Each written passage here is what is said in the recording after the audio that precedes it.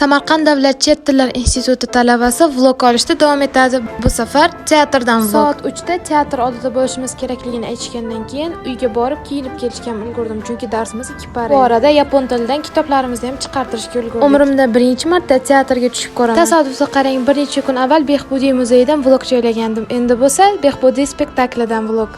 Spektakl Hamid Olimjon musiqali drama teatrida bo'lib o'tdi. Video olish bilan ovora bo'lib, suv olib kelmaganimiz esimizga tushib qoldi. Keyin kim suvga chiqib kelishni ham hal qilib oldik. Lekin dugonam suv olib kelgunicha spektakl boshlanib ketdi. A few moments later.